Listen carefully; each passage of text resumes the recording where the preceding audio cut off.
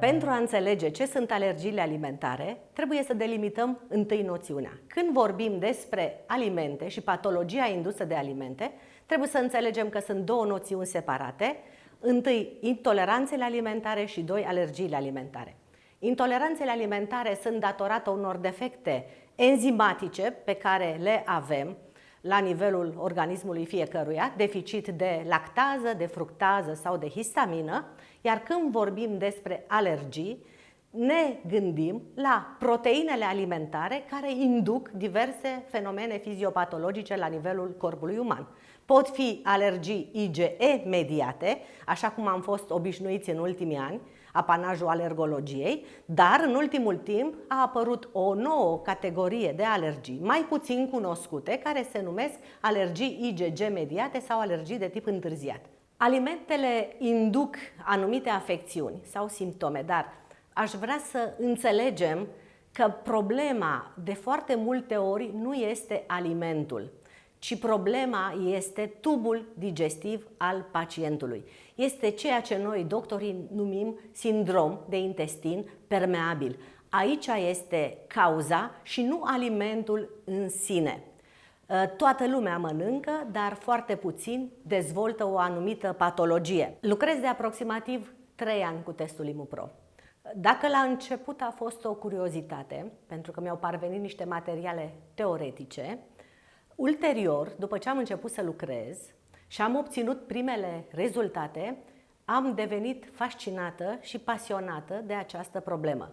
Este o provocare și o noutate în pediatrie, pentru că foarte puțini pediatrii folosesc acest instrument de lucru. Apelez frecvent la testul ImuPro. De ce? Pentru că, în general, în Spitalul Grigore Alexandrescu, ajung copii care au trecut de primele filtre, respectiv de medicul de familie, medicul specialist de la Spitalul Județean. În momentul în care nu s-au rezolvat pe plan local, copiii sunt trimiși pentru investigații în spitalul nostru. La ora actuală folosesc testul ImuPro la orice boală care are ca substrat un mecanism inflamator, alergic, imun. Îl folosesc pentru a identifica cauzele. Există boli digestive și boli extradigestive care au ca substrat producerea unor alergii alimentare. Aceste alergii alimentare practic induc niște inflamații cronice și vă pot da câteva exemple. De exemplu, tiroiditele autoimune, hipertensiunea, diabetul, oboseală cronică. Nimeni nu se gândește că ar putea să fie datorate unor alergii alimentare.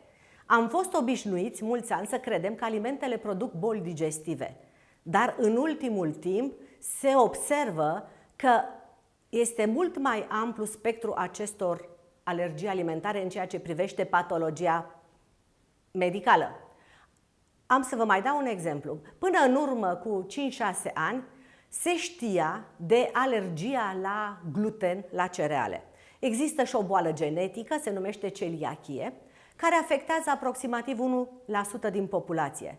Dar în ultimii 2-3 ani s-a observat că alergia la gluten non-celiacă poate afecta până la 40% din populație. Nu există alt criteriu de a diagnostica această sensibilitate non-glutenică decât testul ImuPro și, desigur, mai există anticorpii antitransglutaminază pentru boala celiacă, dar testul ImuPro este obligatoriu pentru a diferenția aceste tipuri de alergii. Deoarece la Facultatea de Medicină țin și cursul de boli autoimune, am fost preocupată de factorii care declanșează fenomenul autoimun. Și am învățat că sunt 3 lucruri care declanșează fenomen autoimun, și anume infecțiile, alergiile alimentare și substanțele xenobiotice din mediu.